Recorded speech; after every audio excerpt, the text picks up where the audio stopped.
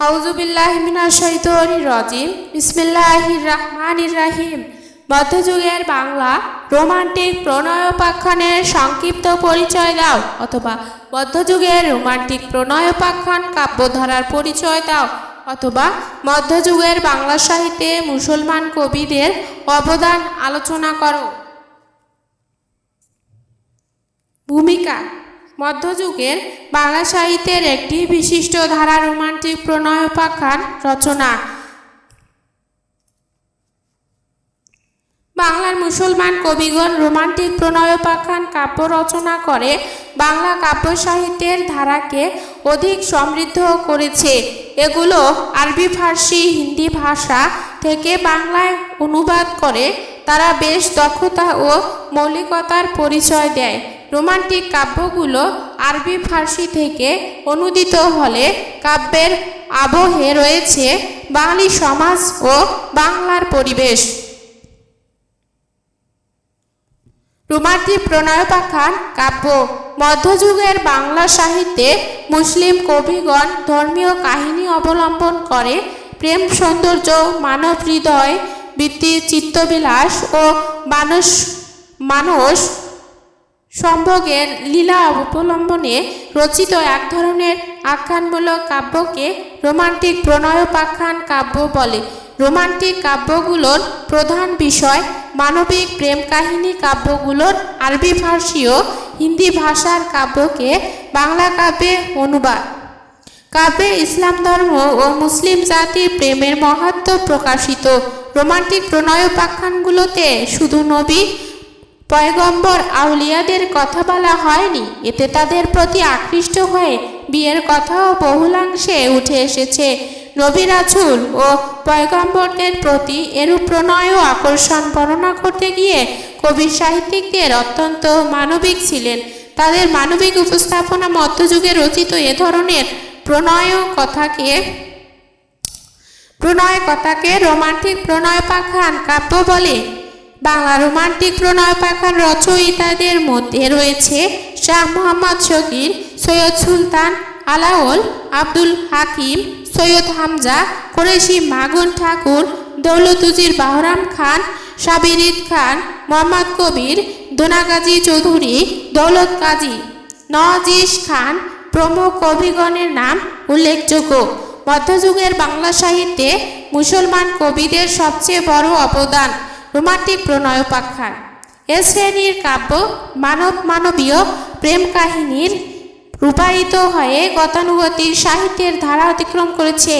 Romantic কবিরা তাদের কাব্যে ঐশ্বর্যবান, প্রেমশীল, সৌন্দর্য পূজারী, জীবন পিপাসু মানুষের ছবি এঁকেছেন। এ সম্পর্কে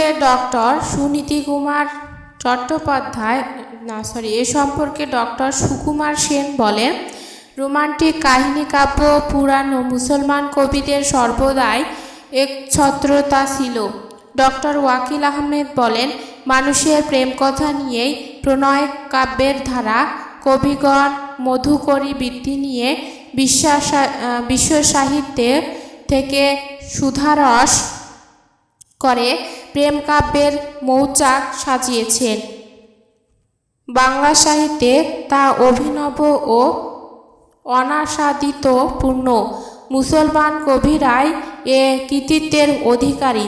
বাংলা রোমান্টিক প্রণয়োপাখ্যানের ধারা ও কবিদের সাহিত্যকর্ম।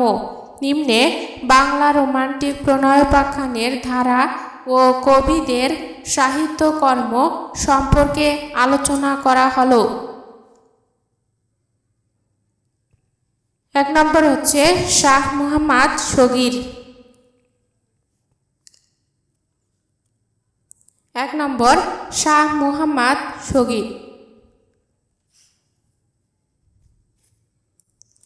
বাংলা রোমান্টিক প্রণয়োপাখ্যান ধারার সবচেয়ে প্রাচীন কবি শাহ মুহাম্মদ শগীর। তিনি গৌড়ের সুলতান গিয়াসউদ্দিন আজম শাহের পৃষ্ঠপোষকতায় রোমান্টিক কাব্যটি রচনা করেন। তিনি বাইবেল ও কোরআনে ইউসুফ ও জুলেখার বর্ণিত কাহিনী অনুসারে কাব্যটি রচনা করলেও কবি ইরানের কবি ফেরদৌসির ইউসুফ জুলেখা কাব্যের অনুকরণে বাংলা ইউসুফ জুলেখা কাব্যটি রচনা করেন। কাব্যের কাহিনী আরব দেশীয় হলেও কবি বাংলাদেশের সমাজ ব্যবস্থার আলোকে কাব্যটি রচনা করেন। এখানে কবি শাহ মুহাম্মদ শফীরের মৌলিকত্ব ও কবি প্রতিভা লক্ষণীয়। এ সম্পর্কে ডক্টর ওয়াকিল আহমেদ বলেন, মুহাম্মদ শফীর কুরআনকে ভিত্তি করে ইসলামী শাস্ত্র, ইরানের আধ্যাত্মিক কাব্য ও ভারতের লোককাহিনীর মিশ্রণে ইউসুফ জুলেখা কাব্যের পূর্ণাঙ্গ কাহিনী নির্মাণ করেন। কাব্যের কাহিনীতে আছে তৈমুস বাদশাহের কন্যা জুলেখার সাথে মিশরের বাদশাহ আজিজের বিয়ে হয়, কিন্তু জুলেখা তার কৃতদাস ইউসুফকে দেখে মুগ্ধ হয় এবং তার প্রেমাসক্ত হয়। জুলেখা নানাভাবে আকৃষ্ট করেও তিনি ইউসুফকে বশীভূত করতে পারেননি। নানা ঘটনার প্রেক্ষিতে ইউসুফ মিশরের অধিপতি হন এবং তার মনেরও পরিবর্তন হয়। ধর্মান্তরিত হলে ইউসুফের সাথে জুলেখার বিয়ে হয়। এ কাব্যে ইউসুফ পরমাত্মা এবং জুলেখা জীবাত্মা।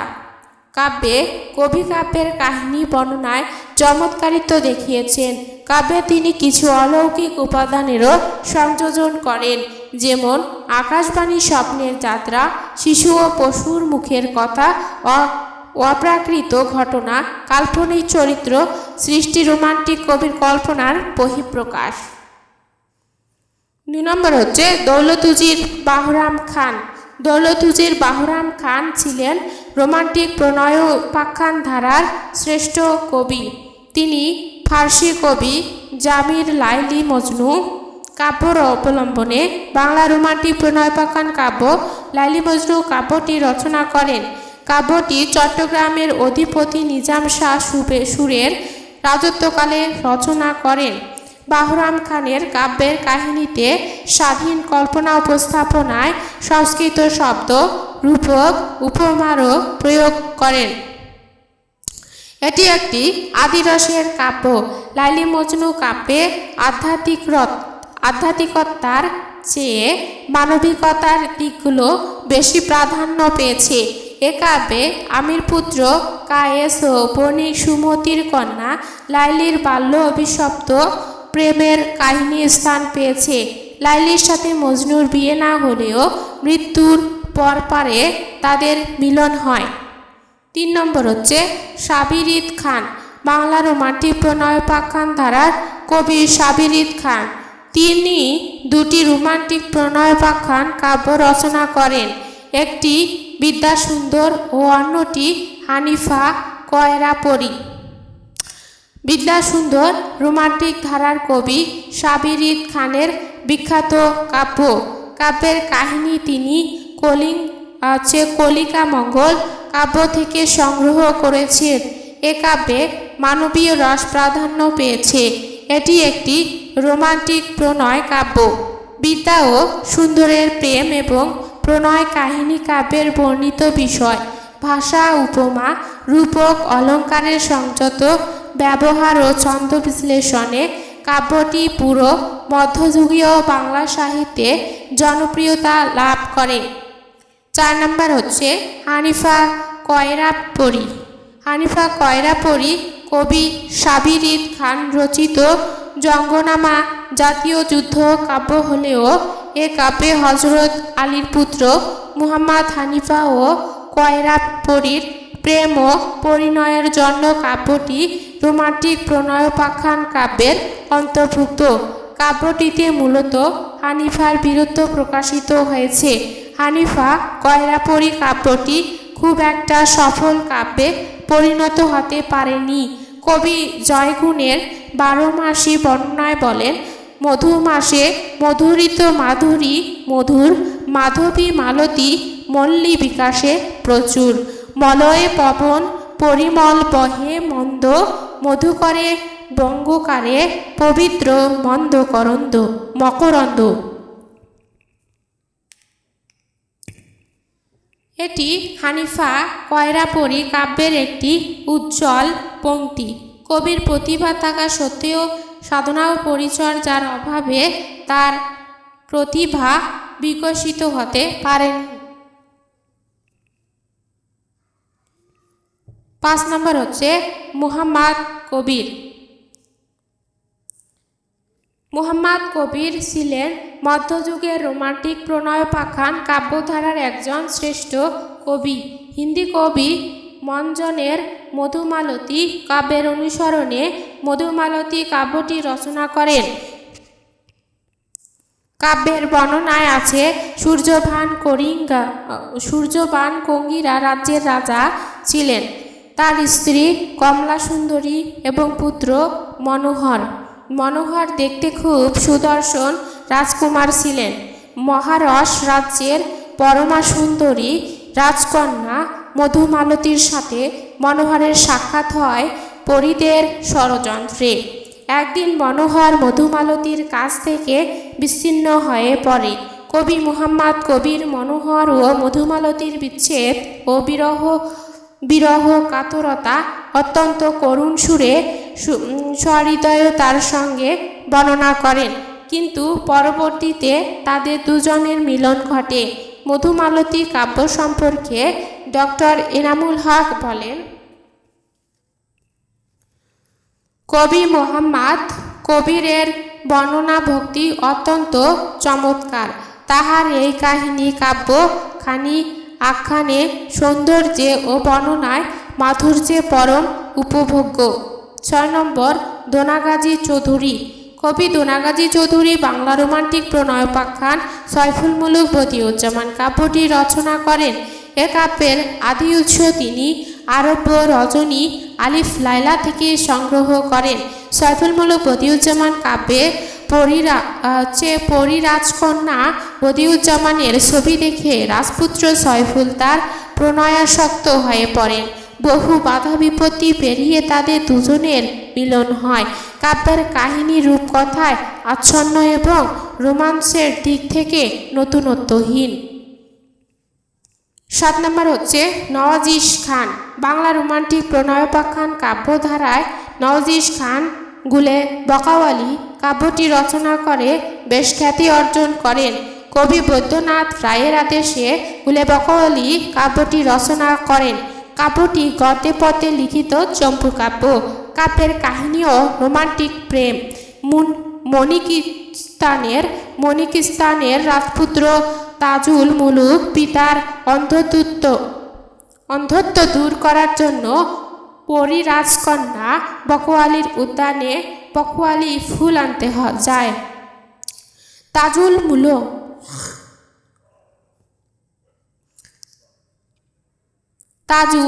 মুহুক বহু দুঃখ কষ্টে বকওয়ালি ফুল সংগ্রহ করে। রাজকন্যা বকওয়ালি নিদ্রিত অবস্থায় তাজুল মুলুক বকওয়ালির সাথে অঙ্গুরীয় বিনিময় করে এবং একটি প্রেমপত্র লিখে দেশে ফিরে যায়। বকওয়ালি তাজুলের প্রতি প্রেমাসক্ত হয়ে তাজুলের সন্ধানে বেরিয়ে পড়ে। বহু বাধা বিপত্তি অতিক্রম করে তাদের দুজনের মিলন হয়। কাব্যের মূল কাহিনীর সাথে উপকাহিনীও আছে, আবার অলৌকিকতারও রোমাঞ্চের সমন্বয়। 8 নম্বর হচ্ছে দৌলত কাজী। কবি দৌলত কাজী ছিলেন মায়ানমারের রোসাঙ্গ রাজসভার প্রধান কবি। রাজা শ্রী সুধর্মায় প্রধান অমাত্য আশরাফ খানের নির্দেশে তিনি সতী ময়না লোরচন্দ্রানী কাব্যটি রচনা করেন। কবি কাব্যটি শেষ করে যেতে পারেননি। পরে মহাকবি আলাওল কাব্যটি সম্পন্ন করেন। কাব্যটিতে কোনো অভিনবত্ব না থাকলেও স্বতন্ত্রতা লক্ষণীয়। কাব্যের কাহিনীতে আছে রাজা লোর বনবিহারে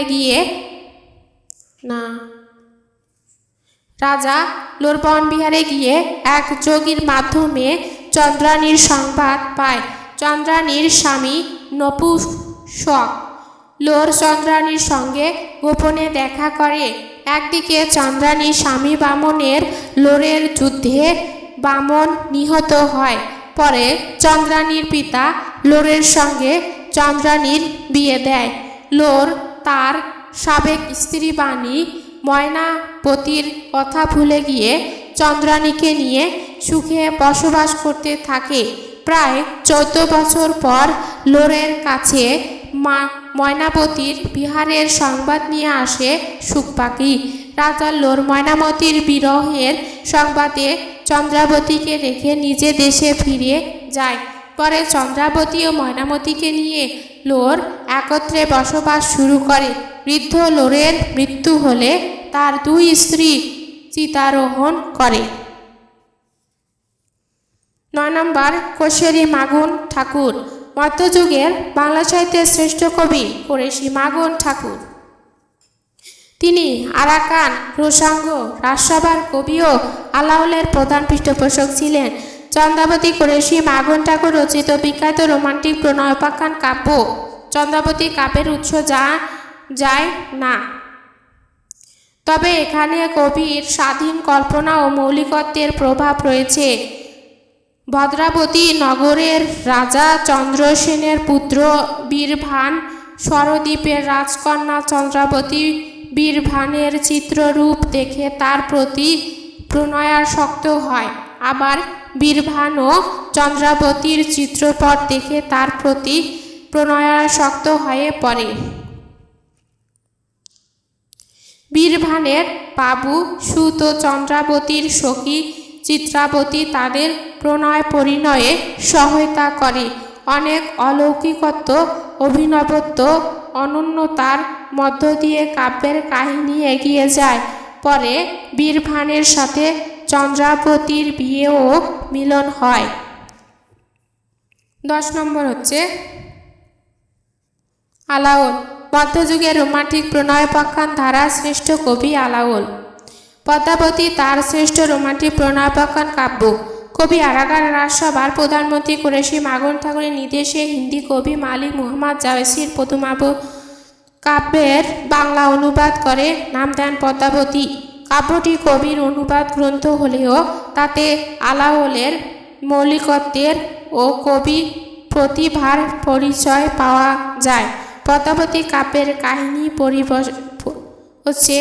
পরিবেশে চরিত্র সৃষ্টি সর্বক্ষেত্রে আলাওলের সক্রিয়তার পরিচয় মেলে। কাব্যের কাহিনীতে আছে সিংহল রাজা গন্ধর্ব সেনের কন্যা পদ্মাবতীর সাথে চিত্তোরের রাজা চিত্রসেনের পুত্র রত্নসেনের প্রণয় ও পরিণতিতে তাদের বিয়ে এ কাব্যের প্রধান কারণীয় বিষয়। পদ্মাবতীর রূপ বর্ণনা এবং কবির বর্ণনা বাস্তবিক কাল্পনিক নয়, অতএব বাস্তবতা ও অলৌকিকতার সংমিশ্রণে পদ্মাবতী বাংলা রোমান্টিক প্রণয়োপাখ্যান কাব্যধারার একটি শ্রেষ্ঠ রোমান্টিক কাব্য।